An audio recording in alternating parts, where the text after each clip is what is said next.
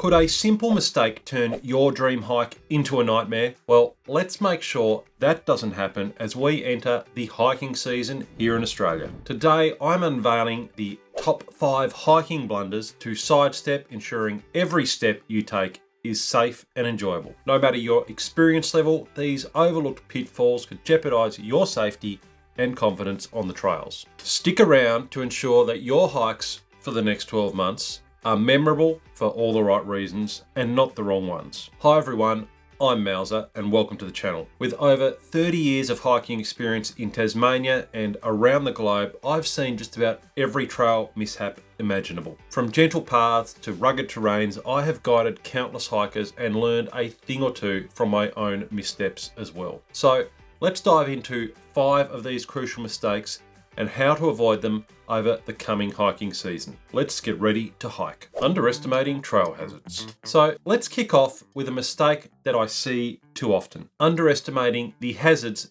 out there on the trail. It might be a sunny day when you start or the weather forecast looks absolutely perfect. But in an instant, conditions can change, conditions can shift, or you might encounter hazards like slick rocks, slippery routes, sudden drop-offs, or even river crossings that look tame but turn dangerous pretty fast. Just picture this. You are hiking on a narrow rocky trail, maybe a bit damp from the morning dew, a bit of sleet or a bit of light rain, and you're not expecting any issues. But one wrong step on a slippery rock could end your hike in seconds. It has happened to me. I once headed out on a cool winter's morning across a slippery boulder field and came away later that day with a very broken ankle. So before every hike, make sure to check recent trail conditions, prepare for the terrain, and understand the hazards specific to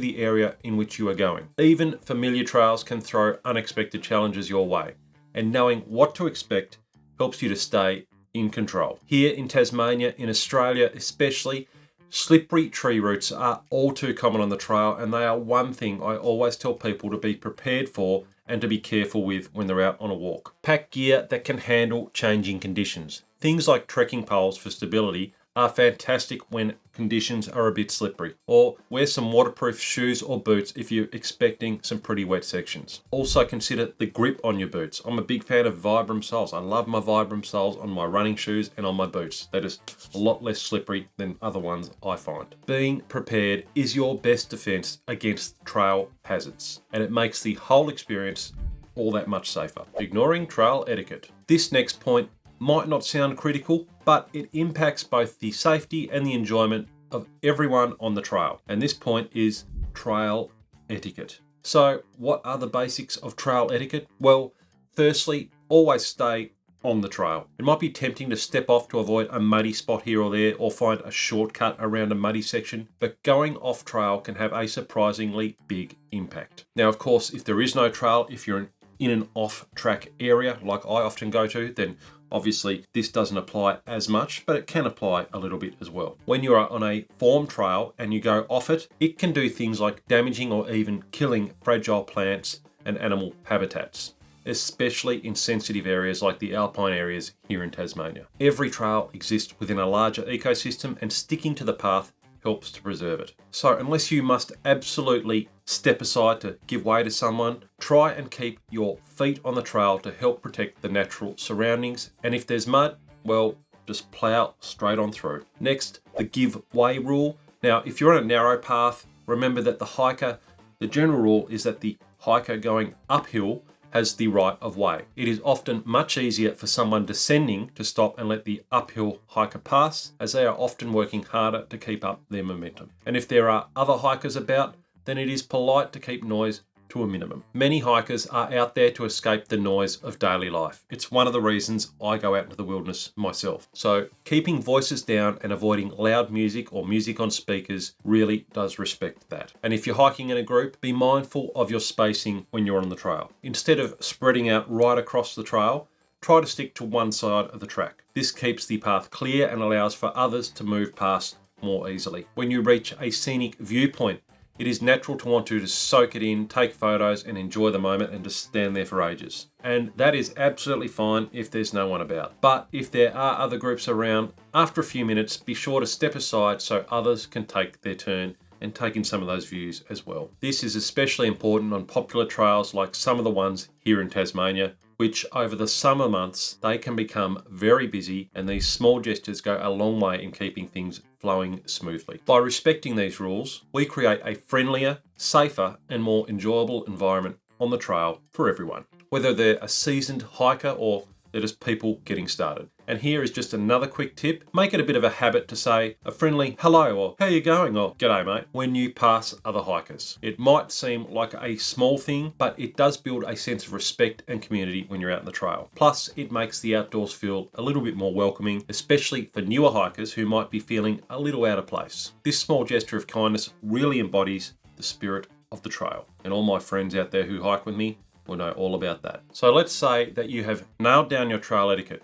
Everyone's happy and hiking along. But what happens when you hit a confusing trail junction or your phone loses signal? All the etiquette in the world won't help you if you're unsure of where to go. This brings us to a skill that's just as crucial for a safe hike, and that is navigation. Poor navigation skills. Now, in our world of smartphones and GPS, it is easy to feel like you'll never lose your way. But relying solely on technology can be like walking on a tightrope without a net. Most of the time it works, but when it fails, you're left with nothing to catch you. You're left with no safety net, so to speak. In remote areas, phone signal can be lost, batteries can die, and a single wrong turn can quickly lead to a sense of panic if you're unprepared. Having solid navigation skills like reading a map and using a compass is the same as carrying a backup parachute. These skills are invaluable when tech fails. Imagine being in a dense forest or a rugged mountain range where every direction looks the same. With a map and compass, you're not at the mercy of the signal bars on your phone, but you have the knowledge and the tools to find your own way out. Before heading out on a walk, always download offline maps if you're using a GPS app, or better yet, bring a physical map of the area with you. And practice these map reading skills and GPS skills often, so they're a second nature with you when you need them. It's not just about knowing which way to go, it's about building confidence so you're prepared for anything the trail throws at you. And here is another quick tip, and it's one that I always do, and that is to just develop a habit of stopping at trail markers or track junctions to check your position. It's like setting small checkpoints for yourself along the way, helping you catch any wrong turns early, especially if the trail becomes less marked or starts to fade. And in these instances, when I am not on as well a defined trail, I am always stopping to check my position. Here in Tasmania, many of the more remote trails are renowned for their false leads and trails which have been trodden over time, leading nowhere. If you are ever in doubt, stop, get your bearings, and assess where you are. This small habit could make all the difference in staying oriented and safe on your hike. Not layering correctly. If trail etiquette helps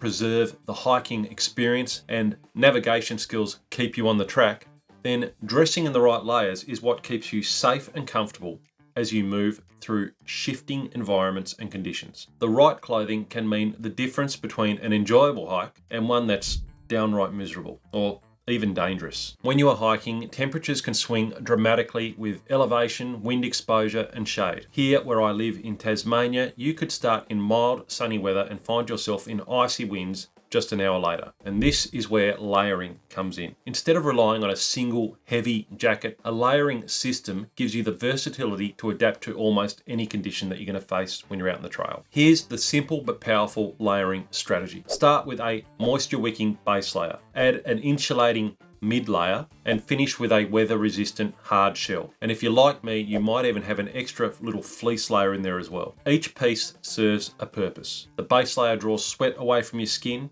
keeping you dry and preventing the chill from setting in, whereas the insulating layer, that traps the warmth, and the outer shell protects against the wind, rain, and snow. And like I said, I add in a fleece layer as well in addition to my insulating jacket, and I just like that for a bit of extra warmth and maybe even to walk in if things are really cold. This setup lets you add or remove layers based on the conditions so you're not carrying excess weight and getting overheated. It's very much like adjusting the controls on a thermostat, and it just helps you keep yourself in the perfect comfort zone as the environment around you can change. And an essential tip here is to skip the cotton. Cotton is notorious for soaking up moisture and holding it close to your skin. This can lead to chills, energy loss, hypothermia, all that bad stuff. Instead, you want to be going for things like merino wool or synthetic materials that dry quickly and continue to insulate you even when damp. These fabrics keep you warm while being breathable enough for rigorous hikes. I have done heaps of videos on this type of stuff, so subscribe to the channel down below and check out our feed for more deep dives on all the layering systems and clothings that we use. Now, dressing in layers may feel like an investment, but it's a small price for the safety and comfort that it brings, especially on unpredictable trails. With the right setup, you'll conserve energy, you'll stay dry, you'll feel confident, and you'll be taking on whatever the trail can throw at you. Skipping an emergency contact plan. If layering your clothing helps you adapt to the natural elements, then having an emergency contact plan ensures that someone else is looking out for you when things don't go as planned. And while layering and navigation skills protect you from the immediate environment, an emergency contact plan offers the critical backup when unexpected challenges arise. Now, whether or not you're setting out on a familiar trail or you're tackling a remote route, always tell someone your hiking plan and leave them an itinerary with all its critical points. This includes details like where you are headed to, the trail route, your expected return time and date, and any backup plans that you might have. This critical information gives your contact a very clear picture of your intentions and your whereabouts. Then, if anything happens, whether it's a delayed return, an injury, or even getting lost, your contact knows to alert the authorities and to provide precise information about where to start looking for you. For those venturing into more remote areas, carrying a PLB or a personal locator beacon or a satellite communicator is a very wise investment. If you can't buy one, there are places that will rent them out. Unlike mobile phones, these devices can send an emergency signal and transmit your GPS coordinates from just about anywhere on the globe, even when you are miles from phone service. It is a lifeline connecting you to safety and could be the difference between being found within hours or days if you are stranded or injured. And a quick tip here is to make a habit of sending a quick message to your emergency contact as you start your hike and when you finish. Better yet, if you have a satellite communicator, check in every day. This simple step reassures them that you're safe and it provides a real-time update on your location. I can't stress how important this is, especially here in my home state where all too often we see people go out on a remote hike alone, then go missing only to be found days and sometimes weeks later. Personally, I have a Garmin InReach Mini with me all the time, and it is sending out location points to my loved ones automatically all the day while I'm hiking. It costs a little, but it gives a whole lot of peace of mind to my loved ones. And if you want to see in detail my pre-walk preparation plan, then check out this video up here where I dive into how I plan for a big hike.